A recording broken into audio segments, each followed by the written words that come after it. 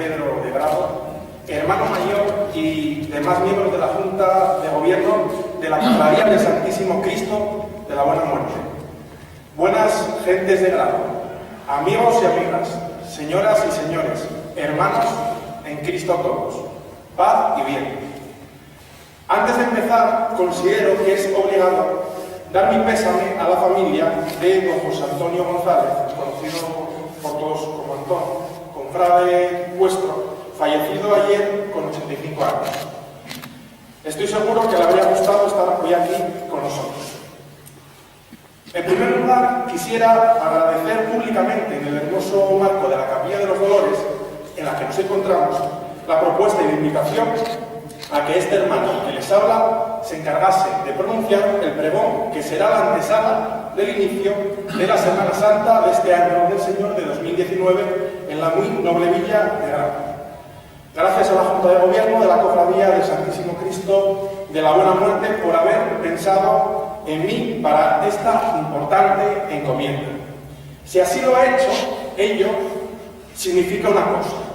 Al margen de mis auténticas cualidades personales, si es que las tengo, o de mi trayectoria personal y pública, ha considerado que reúno las cualidades idóneas para encargarme de pronunciar el pregón de este año. Y siempre emociona sentirse querido, así que vuelvo a render mi agradecimiento y especialmente mi cariño por la Semana Santa y las gentes mosconas.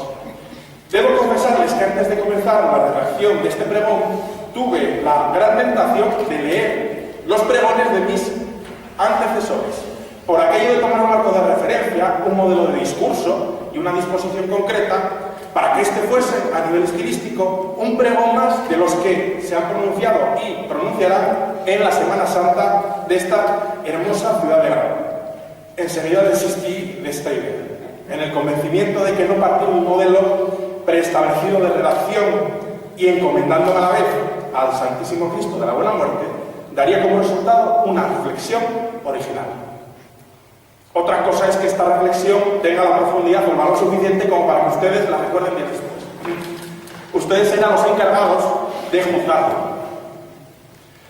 Los que conozcan un poco mi trayectoria lo sabrán, pero para los que no, les diré que llevo varios años encargándome de reflexionar en sendos artículos y tribunas en la prensa de la región y en ocasiones en la de León y Andalucía, la realidad del fenómeno cofrade y de la celebración de la Semana Santa a lo largo de la historia en Asturias y en Gijón, en mi calidad de cronista de la Ilustre Hermandad de la Santa Veracruz de Gijón.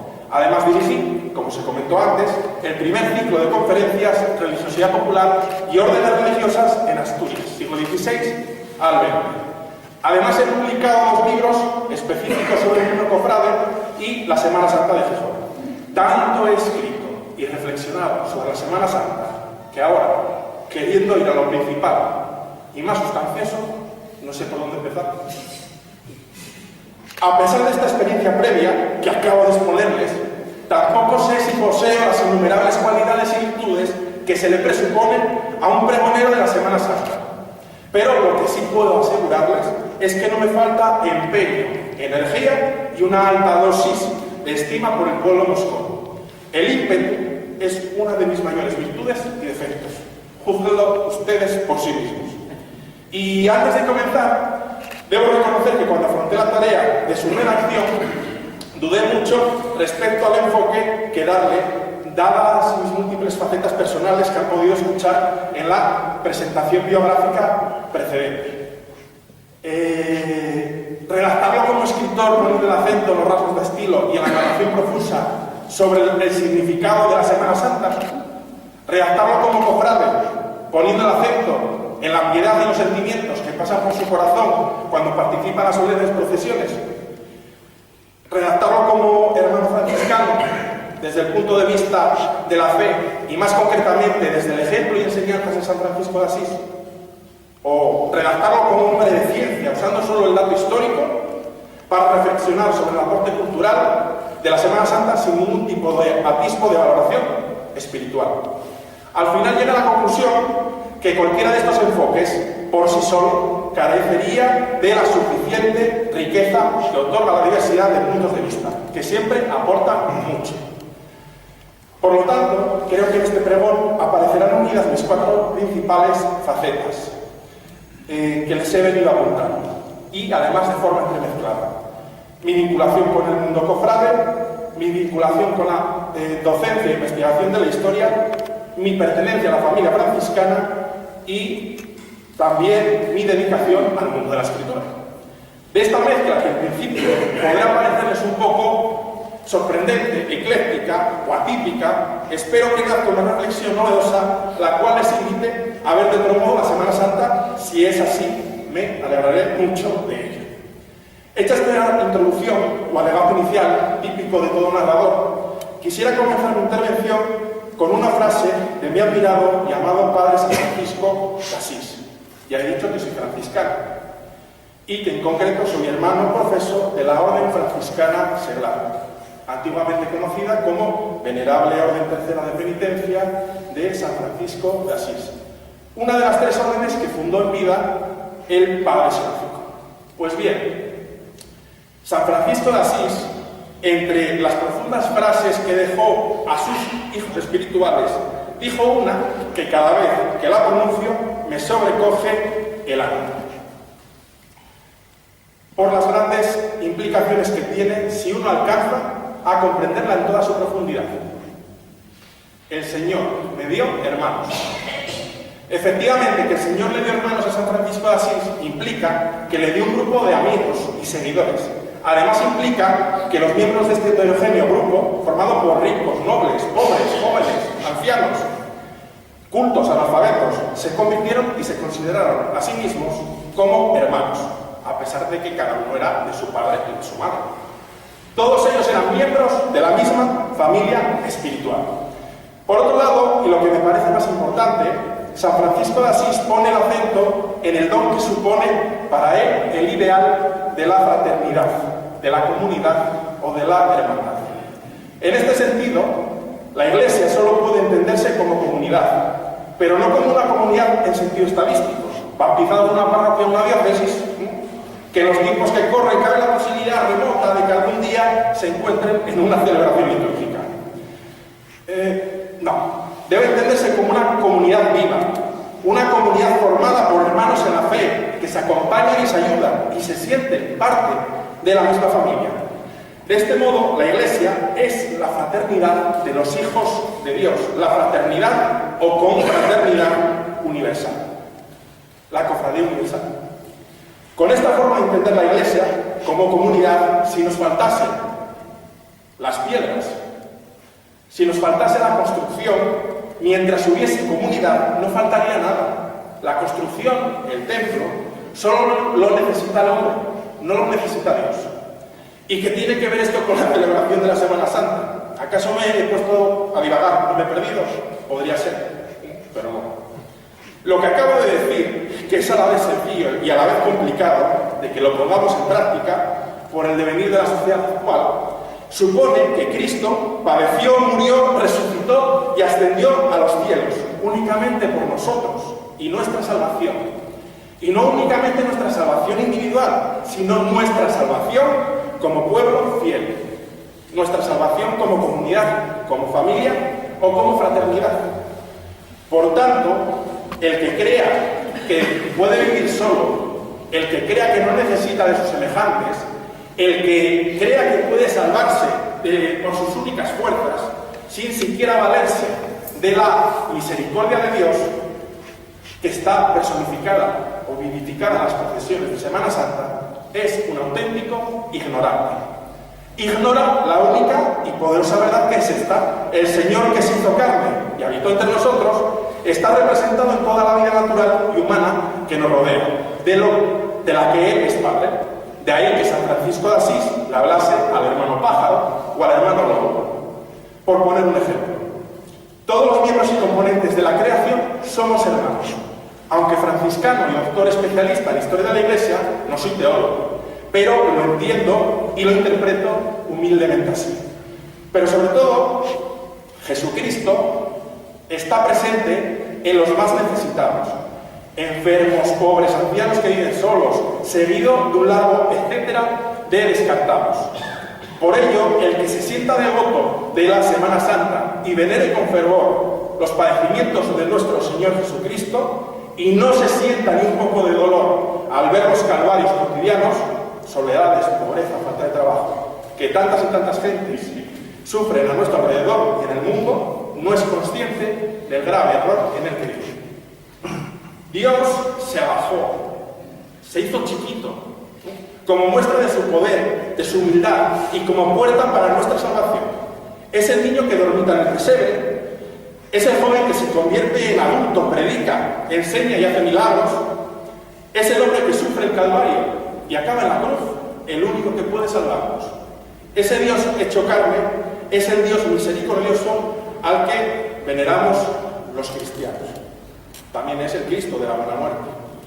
Por otro lado, no es casual que San Francisco de Asís fuese el impulsor de la tradición en Occidente de la devoción por los belenes. Esos belenes que todos tenemos en nuestras casas en tiempo de la Navidad, más sencillos, ceñidos al misterio, o más ostentosos, con pastores, casas, ríos, gallinas, otros animales, elementos naturales y demás adornos. Nos sirven para poder visualizar y profundizar en nuestra mente humana y limitada el gran misterio del nacimiento de Cristo. Un Dios todopoderoso que se hizo indefenso en la forma de un niño recién nacido para mostrar su cercanía y misericordia total con nosotros. San Francisco de Asís comprendió lo necesario que era para los cristianos, para todos los pecadores y penitentes, entender mejor el misterio del nacimiento del Señor. Por ello, hizo la primera representación de un Belén viviente en la población de Rimotorco en el año 1209, de la que nos dejó constancia su primer biógrafo, Tomás de Celano. Por otro lado, San Francisco de Asís fue un gran y ferviente devoto de la pasión, muerte y resurrección de Cristo, en la que hunde sus raíces las celebraciones de Semana Santa, con tantas y solemnes procesiones, así como la institución de cofradías penitenciales desde finales de la Edad Media, que representan la misericordia y la caridad de Dios con nosotros. Como historiador quisiera ahora aprovechar este instante para hacer unas breves precisiones sobre el surgimiento del fenómeno cofrade cristiano y su desarrollo posterior. Lo que tenemos en el siglo I y II después de Cristo son los colegia dedicados a las divinidades paganas romanas, en las que sus asociados pretendían asegurarse un lugar digno para ser enterrados a su muerte. En el siglo III y IV, con la expansión y consolidación del cristianismo, se desarrolla este tipo de movimiento asociativo, pero inspirado ya en los ideales de la fraternidad cristiana, fundamentados en los pasajes del Nuevo Testamento. Del siglo V al X, en época medieval, este tipo de institución ya tiene un perfil definido y coincide más o menos con las cofradías de edad moderna y contemporánea. Los factores que van a determinar en todo Occidente que se creen van a ser los siguientes: la conciencia de la propia pecaminosidad, el miedo a Dios como juez supremo, el deseo de redimir las penas y castigos de los familiares difuntos en la otra vida, con el temor al infierno y al purgatorio, y la costumbre de celebrar misas en su memoria. Lo que tenemos a partir del siglo XI, de manera paulatina, con las órdenes religiosas, comienzan a distribuir entre sus benefactores laicos un certificado de confraternidad por el que les hacen partícipes de los privilegios y beneficios espirituales de la comunidad monástica. Así se extiende el fenómeno cofrade. Con el mundo urbano, con la expansión del mundo urbano en Europa y el auge del artesanado, desde el siglo XIII, transformó las estructuras sociales de Europa. Surgen los gremios que son colegios profesionales y muchos de los gremios tienen previstas formas de ayuda a sus miembros e incluso celebraciones religiosas. Por eso en esta época es difícil a veces ver la diferencia entre gremio y cofradía. Será en el tránsito de la Edad Media a la Edad Moderna cuando se produce el gran impulso y desarrollo de las cofradías, es decir, del tránsito del siglo XV al siglo XVI. Un espaldarazo o impulso muy importante al fenómeno cofrade y penitencial se produce en el contexto de la Reforma Protestante. Con la Reforma Protestante, que se inicia por Martín Lutero y es impulsada por sus seguidores, los protestantes van a criticar e incluso condenar una buena cantidad de tradiciones, preceptos y dogmas de la Iglesia Católica. En algunos casos con fundamento, pero en otros muchos no, sin él. Entre ellas se critica el excesivo culto y devoción a las imágenes de los santos y mártires. Fruto de esta crítica, sacarán de sus iglesias reformadas todo lo que sea una distracción o intermediación para el contacto directo con Dios. Por su parte, la Iglesia Católica celebra el Concilio de Trento, en parte como necesidad ante los ataques de los protestantes. Se intenta en dicho concilio hacer una reflexión interna, ver lo que había que mejorar, ver lo que había que cambiar y ver en qué había que mantenerse. En este sentido, en Trento se reafirma nuestra Iglesia en la importancia del culto a los santos como intercesores con Dios y del uso de las imágenes para ayudar al pueblo fiel a acercarse a su dimensión espiritual como una herramienta útil de catequización.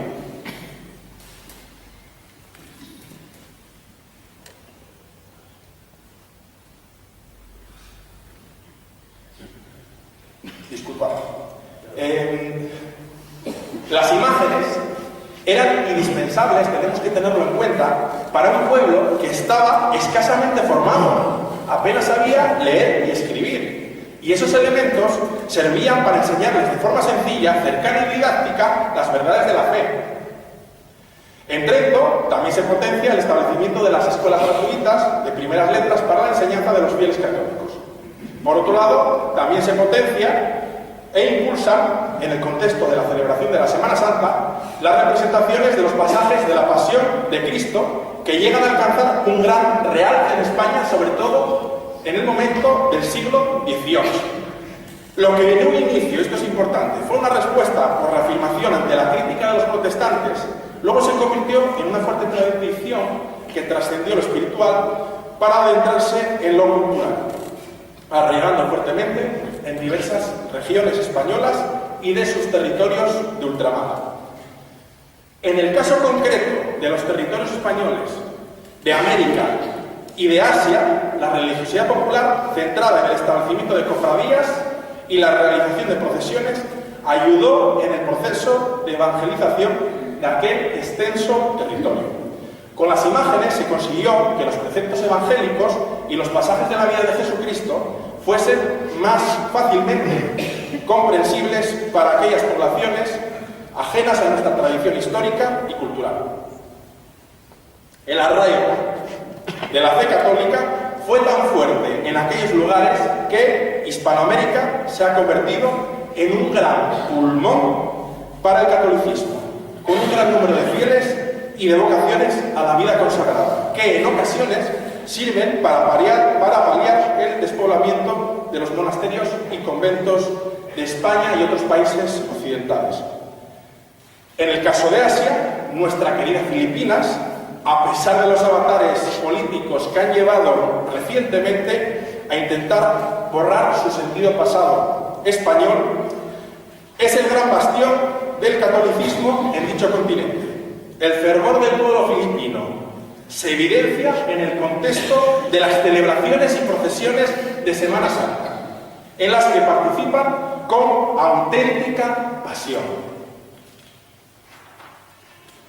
Por tanto, durante los siglos de la modernidad se fomentó sobremanera la devoción a la pasión de Cristo y a muchos de los acontecimientos y objetos relacionados con la vía dolorosa del Calvario en Jerusalén. En la Corona de Castilla, en el siglo XVII, con la extensión de la religiosidad barroca, se van a potenciar y extienden todas aquellas prácticas de piedad popular, así como el fenómeno cofrade, y se produce una notable fundación de nuevas cofradías, que se observa en el caso asturiano y gijonés, que tanto conozco. Es en este contexto del fomento de la religiosidad popular y del impulso dado a la misma por ciertas órdenes religiosas mendicantes cuando, por ejemplo, nace la Cofradía de la Santa Veracruz de Gijón en el año 1645, fundada por frailes franciscanos de Oviedo. O, un poco tiempo después, en 1673, se funda por los franciscanos de Avilés la Venerable Orden Tercera de Penitencia de San Francisco de Asís de Gijón, en la parroquia de San Pedro Apóstol, al frente de la cual, y de manera ininterrumpida, ha habido más de 200 ministros que se han ido sucediendo llevando un testimonio del carisma franciscano a la sociedad gijonesa, hasta llegar el momento presente en el que yo me encuentro al servicio de mis hermanos. La primera, la Santa Veracruz, en su vertiente de asociación de fieles, y la segunda, la Venerable Orden Tercera de Penitencia, en calidad de comunidad terciaria franciscana, ayudaron y ayudan a impulsar en el caso gijonés la devoción a la pasión de nuestro Señor y al seguimiento del Evangelio como norma de vida. En España, con el avance de la Ilustración y el deseo de la corona de controlar a la Iglesia y la religiosidad popular, desde mediados del siglo XVIII se produce una caída notable del fenómeno cofrade. Es una crisis que llega para no irse y que se agudiza en el siglo XIX, al sumarse los grandes avatares políticos, sociales y militares de dicho siglo, como lo suponen, por ejemplo, la guerra de independencia, las guerras carlistas o también los fuertes procesos de desamortización que tanto daño hicieron a la Iglesia. Esta crisis llega a sus mayores cotas en las primeras décadas del siglo XX, con la atomización y las fuertes tensiones sociales fruto de los grandes conflictos internacionales, las guerras mundiales y nacionales, la Guerra Civil Española. Por ejemplo, en el caso gijonés, en el año 36 se quema la iglesia parroquial de San Pedro Apóstol de Gijón y arden todas las históricas imágenes de la Semana Santa de la ciudad. Las procesiones, que no salían desde el año 34, solo se pueden recuperar en el año 38, en la que se sale a procesionar, y esto es interesante, con las imágenes prestadas por la Real Cofradía del Santísimo Sacramento de Minerva y de la Santa Veracruz de León, las cuales fueron enviadas y devueltas en ambulancia. Después de este análisis histórico de las raíces y la evolución del fenómeno cofrade, vuelvo al hilo argumental que dejé.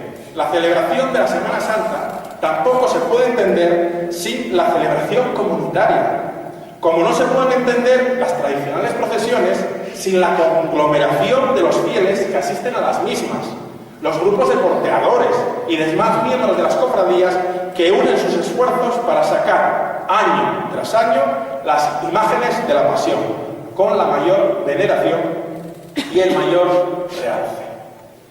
Solo en comunidad puede entenderse el fenómeno cofrade, el cristianismo y más precisamente el catolicismo.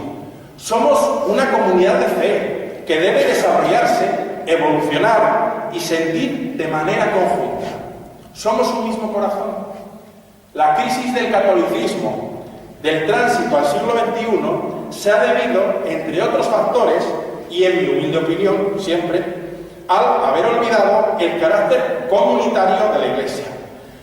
Cuanto más individualistas somos, cuanto más nos creemos que podemos ser católicos, que viven en total autonomía en sus casas, recibiendo los sacramentos de manera aislada e intentando también no tener que tratar demasiado con el prójimo, que para eso tenemos las redes sociales, para tratarlo con cierta distancia.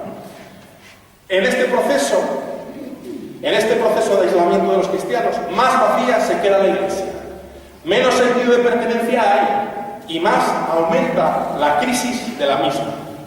Creo que en este contexto que vivimos se hace patente la importancia de las manifestaciones religiosas comunitarias, como son las procesiones de la Semana Santa de grado y de tantas villas, ciudades y pueblos que hay en el mundo católico. Como tradición cultural, la celebración de la Semana Santa tiene un gran valor que trasciende a toda la sociedad y que no tiene que ver con creencias personales. Pero hay que tener en cuenta que si no se tiene presente su componente espiritual y religioso, se la vacía por completo de su sentido último y se olvida lo que se celebra, que lo que se celebra es la misericordia y la absoluta caridad de Dios que entregó a su Hijo para la salvación de todos los hombres. En cada Semana Santa agradecemos a Dios su misericordia y recordamos la pasión, muerte y resurrección de Cristo, Dios hombre, de manera comunitaria. Con todo, quisiera manifestar que, a pesar de mi aprecio personal por también el gran valor artístico de los pasos e imágenes de las procesiones de la Semana Santa y de su valor espiritual para ayudarnos a conmocionarnos y vivificar la pasión de nuestro Señor, no podemos olvidarnos que por mucho que nos ayuden o por arraigadas que estén en nuestras tradiciones, no son lo fundamental. Dicho de otro modo, no son el objetivo, son un medio o un cauce para llegar al fin. No por mucho engrandecer, mejorar o enriquecer los pasos e imágenes, no por mucho mejorar y mejorar las procesiones de Semana Santa, estaremos dando un mejor culto a Dios o nos acercaremos más a la comprensión de su pasión y muerte por nosotros. Dios no necesita de todas esas cosas. Dios es más grande que todo eso. Dios solo pide de nosotros nuestra fe, nuestras buenas obras y nuestro reconocimiento de lo limitados que somos. Somos nosotros los que precisamos de los gestos, los símbolos, las imágenes como formas que ayudan a nuestra mente limitada a conocer y acercarnos a un Dios tan grande, poderoso y bueno que se hizo carne y se mostró indefenso para conseguir con sus sufrimientos redimir todos nuestros pecados. Para terminar, sin llegar a aburrirles, espero no haberlo hecho, o quizás sí, y a modo de balance final, quisiera destacar que ese Dios nunca ha necesitado ni oro, ni plata, ni bronce, ni gran realce. Lo único que ha necesitado es la paja de un pobre pesebre y una cruz de madera. Lo único que verdaderamente nos ha pedido, aunque lo olvidemos en ocasiones y en otras nos cueste asumirlo, por el compromiso radical que supone, es que prestemos atención a los calvarios cotidianos de las personas que nos rodean, conocidas o no, porque Él está en todos aquellos que han sufrido, sufren o sufrirán. Si esto último que he expuesto queda en sus mentes como reflexión profunda de la Semana Santa que vamos a vivir en grado, en este año 2019 me daré por más que satisfecho. Gracias una vez más a la Cofradía del Santísimo Cristo de la Buena Muerte por haberme invitado a pronunciar este pregón de la Semana Santa de Grado. Una ciudad a la que cada día me siento más profundamente unido y hermanado. Un abrazo fraterno a todos.